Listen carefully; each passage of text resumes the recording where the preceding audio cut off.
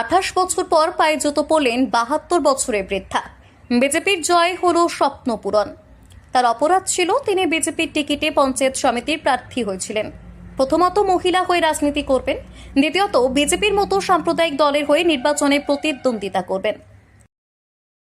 আমি ওই পঞ্চায়েত সমিতি বিজেপিতে দাঁড়িয়েছিলাম বলে আমাকে মেরে আমার জুতো ছাড়িয়ে নিয়েছে আর মেরে কাপড় উড়িয়ে দিয়েছে, আর গায়ে কাপড় চুড়ি ছিল না।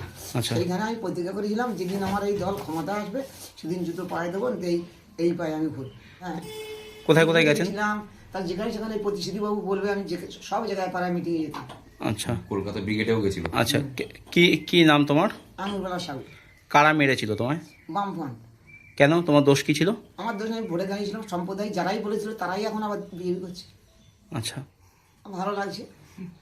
একটু খারাপ আর 40 বছরের পর যদি পারে একটু খসখস করবে তো। আচ্ছা, এসব কেন মেনে নেবেন তৎকালীন বাম নেতারা? আর সেই কারণে আঙ্গুরবালা সাউ নামক ওই মহিলার ওপর চড়াও হয়ে তাকে বেধড়ক মারধর করেন। বিবস্ত্র করে পায়ের চটি খুলে চলে অমানবিক মারধর।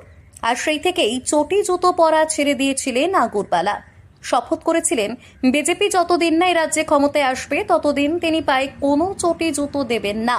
সেই মোতাবেক প্রধানমন্ত্রী ব্রিগেডের সভা থেকে শুরু করে ব্লক এবং জেলা স্তরের সমস্ত মিটিং মিছিলে অংশ নিয়েছেন।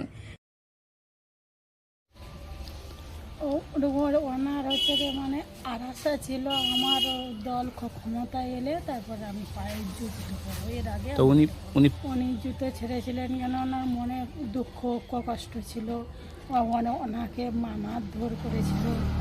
আর মানে এখানকার মানুষরা তোমার খুব অত্যাচার করেছিল, ওই জন্য মনের দুঃখে উনি জুতো। এতদিন যে খালি পায়ে সুন্দরবনের প্রত্যন্ত নফরগঞ্জ এলাকা থেকে গিয়েছেন সমস্ত জায়গায়।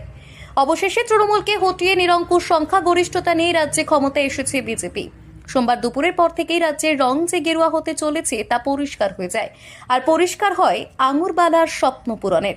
মঙ্গলবার সকালে বাসন্তী ব্লকের প্রাক্তন বিজেপির সভাপতি তথা বর্তমান রাষ্ট্রীয় স্বয়ংসেবক সংঘের কর্মী প্রতিশ্রুতি দেবনাথ নতুন জুতো নিয়ে পৌঁছে যান আঙ্গুরবালার বাড়িতে। পায়ে জুতো পরিয়ে আশীর্বাদ নেন বৃদ্ধার। দীর্ঘ প্রায় 28 বছর পর জুতো পায়ে দিয়ে কার্যত চোখে জল আসে বৃদ্ধার। নিজের নেওয়া শপথ যে শেষ পর্যন্ত পূরণ হয়েছে তাতে বেজায় খুশি আঙ্গুরবালা। তবে সেদিন যারা তাকে মেরেছিল, অত্যাচার করেছিল, তাদের ক্ষমা করে দিতে চান তিনি।